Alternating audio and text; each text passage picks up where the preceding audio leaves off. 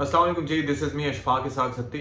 और सबसे पहले तो मेरे चैनल को लाइक कीजिए, सब्सक्राइब कीजिए और उसके लिए मैं आपका तहे दिल से शुक्रगुजार हूँगा। और अपनी राय का इज़हार भी आप कर सकते हैं मेरे यूट्यूब चैनल पर, और आप ज़ाहिर है कि मैं आपके कमेंट्स वगैरह देखूँगा और उस हिसाब से जो भी कंटेंट में तब्दीली होगी वो करना चाहूँगा, कर सकता हूँ। इस हवाले से ज़ाहिर है कि गौर व ख़ौज़ हो सकता है कि क्या नया लाना चाहिए और क्या ऐसी चीज़ होनी चाहिए जिस पर आप मेरी बात सुनना चाहेंगे। अच्छा, इस मुल्क में सबसे आसान काम जो है, जो गुज़िश्ता 70 साल से ज़ायद अरसे में देखा गया, वो ये है कि आवाम को किसी भी नारे से बेवकूफ़ बना देना। अब वो नारा भले रोटी, कपड़ा और मकान का हो, जो कि पीपल्स पार्टी की जानिब से दिया गया, बल्कि बानी पीपल्स पार्टी ज़ुल्फ़िकार अली भुट्टो की जानिब से दिया गया। भले वो नारा वोट को इज़्ज़त दो के हवाले से हो, और वो नारा ज़ाहिर है कि नून लीग की जानिब से दिया गया अपनी मर्ज़ी और मंशा के मुताबिक। यानी कि जब उन्हें लगा कि इस्टेब्लिशमेंट की मुदाखलत बढ़ती चली जा रही है, तो उन्होंने कहा कि चलो जी, ये नारा लगा दो। फिर उसके बाद या फिर तब्दीली का नारा, जो कि तहरीक इंसाफ की जानिब से लगाया गया। अब वो तब्दीली क्या हुकूमत की तब्दीली से मुताल्लिक़ नारा था, क्योंकि उनके आने के बाद भी हमने कोई तब्दीली आज तक नहीं देखी। पीपल्स पार्टी के नारे के हवाले से जो सूरत हाल है, वो सिंध भर में आपने देखी है कि सिंध भर में उनके आने के बाद किस हद तक लोगों की हालत ज़ार तब्दील हुई है, किस हद तक लोगों को रोटी, कपड़ा और मकान मिला है। और नून लीग का जो नारा था, तो वो तो लगता ही यही है कि उनकी ज़ाती मफादात के लिए ही था, या फिर उससे हट के इस्टेब्लिशमेंट का असर ज़ाहिर करने की भी एक कोशिश हो सकती है। लेकिन बहरहाल, नारे नारे होते हैं, और हर सियासी जमात अपने मफादात के लिए, अपने सियासी मफादात के लिए इन नारों का इस्तेमाल करती है, और लोगों को उसमें काफ़ी दफ़ा चूना भी लगता है, उनको बेवकूफ़ भी बनाया जाता है। और ये हमने आज तक होते हुए देखा है, और ये आइंदा भी होता रहेगा। अच्छा, अभी मैं ज़रा तज़किरा करने जा रहा हूँ तहरीक इंसाफ का। तहरीक इंसाफ की जानिब से जो तब्दीली का नारा लगा था, तो उस वक़्त ये लगता था कि जो काम पिछले 70 साल में, और ख़ास तौर पर बिलख़ुसूस 30 साल में मुल्क की 2 बड़ी सियासी जमातें करती रही हैं, जिनमें से एक पीपल्स पार्टी है और दूसरी मुस्लिम लीग नून है, वो काम कम से कम तहरीक इंसाफ नहीं दोहराएगी। वो काम ये था कि सरकारी ख़जाने से शाखर्चियाँ, ज़ाती मफादात के लिए सरकारी ख़जाने का इस्तेमाल, करप्शन, लूट मार, मनपसंद लोगों की तैनाती, मेरिट का कत्लेआम, और कई ऐसे डिसीजंस थे जिसके अंदर जो है वो हमने देखा कि हमें लगता था कि तहरीक इंसाफ ऐसा नहीं करेगी। खैर, मरकज़ में उनसे क्या कोताहियाँ हुई, वो तो एक तवील बहस है, वो एक तवील लिस्ट होगी, जिसके ऊपर फिर कभी आगे चल के बात करेंगे। सूबाई सतह पर क्या हो रहा है?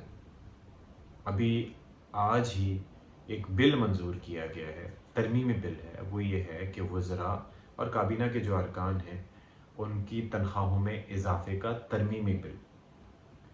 और उसके साथ साथ एक और जो चीज़ उस बिल में शामिल थी, वो थी जनाब आली कि जो हेलीकॉप्टर है, उसको तमाम वज़रा के एक तसर्रुफ़ में दिया जा सके, यानी कि वो भी उसको इस्तेमाल कर सकें। अच्छा, गवर्नर साहब ने उस पर एतराज़ात लगाए थे कि भाई ये नहीं होना चाहिए और इसकी कोई तुक नहीं बनती।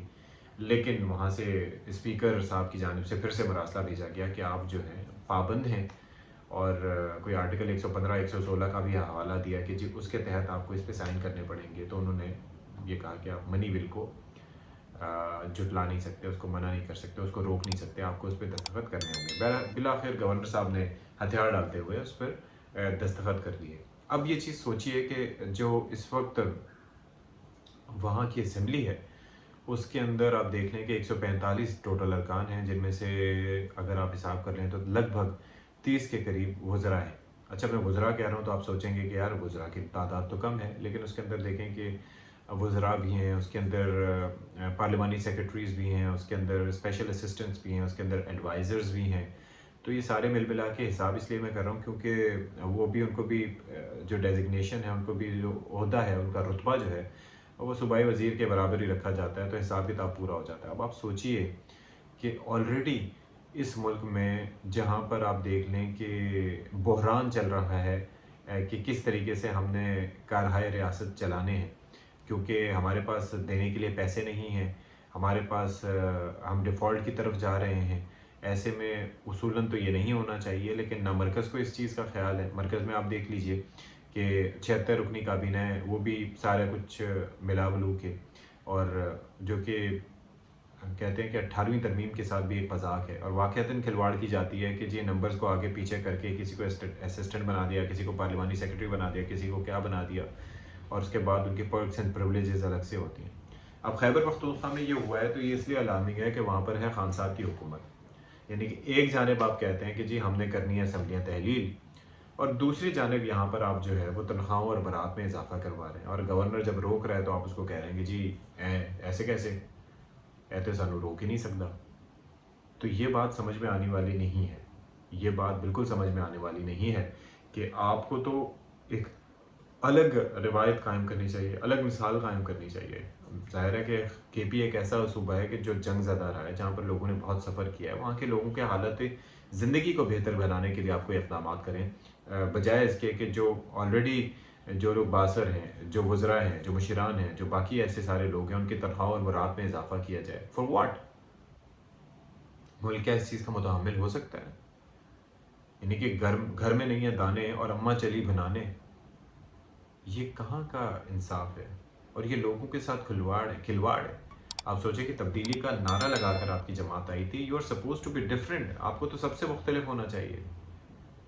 آپ سب سے مختلف ہوں گے، اسی بنیاد پہ تو لوگ آپ پر بھروسہ کر کے آپ کو انہوں نے ووٹ دیا تھا، آپ کا انتخاب کیا تھا، آپ کو مرکز میں لے کے گئے تھے۔ آئی ایم شیور کہ یہ باتیں خان صاحب سے ڈھکی چھپی نہیں ہوں گی، لیکن اگر ان تک نہیں ہے اس بات کی خبر تو ان کو خبر ہونی چاہیے، ان کو خبر رکھنی چاہیے، کیونکہ مختلف ٹی وی چینلز پر بھی یہ چیز چلائی گئی ہے کہ کس طریقے سے یہ تنخواہوں میں اضافہ ہوا ہے، کس طریقے سے یہ سارا کام ہوا ہے، کس طریقے سے ہیلی کاپٹر کو دسترس میں دیا گیا ہے صوبائی وزراء کی۔ یہ بات سمجھ میں آنے سے مطلب میں سمجھنے سے قاصر ہوں۔ بھئی ایک ملک میں جہاں پر اس وقت صورتحال یہ ہے کہ کھانے کے لالے پڑے ہوئے ہیں، پورٹس پہ ہمارے چیزیں رکی ہوئی ہیں، یہ بات صحیح ہے، آپ کہہ رہے ہوں گے کہ بھائی یہ تو صوبائی نہیں، یہ تو وفاقی معاملہ ہے، لیکن بات یہ ہے کہ ملک تو ہمارا ایک ہے، پاکستان نا، اور یہ ساری 4-5 اکائیوں کو مل کر ایک ملک بنتا ہے نا۔ ایسا تو نہیں ہے کہ کے پی کسی دنیا کے دوسرے حصے میں قائم ہے، یا پنجاب کسی دنیا کے دوسرے حصے میں قائم ہے، سندھ کہیں پر اور ہے۔ یہ سب مل کے وفاق کے ماتحت کام کرتے ہیں نا۔ جو این ایف سی کا ڈویژن پول ہوتا ہے، اس میں سے وفاق ان صوبوں کو حصہ دیتا ہے نا، تو اس کو تھوڑا سا بہتر انداز میں خرچ کریں، ایسی جگہ خرچ کریں جہاں سے ریونیو جنریٹ ہو اور ملک کی تعمیر و ترقی میں اس کا کوئی کام آ سکے، بجائے اس کے کہ جی اندھا بانٹے ریوڑیاں اپنوں میں۔ تو ڈو شیئر یور اوپینینس کہ کیا ہونا چاہیے، کیسے ہونا چاہیے، اور میں آپ کی رائے بھی لازمی طور پر شامل کروں گا۔ Stay tuned for more.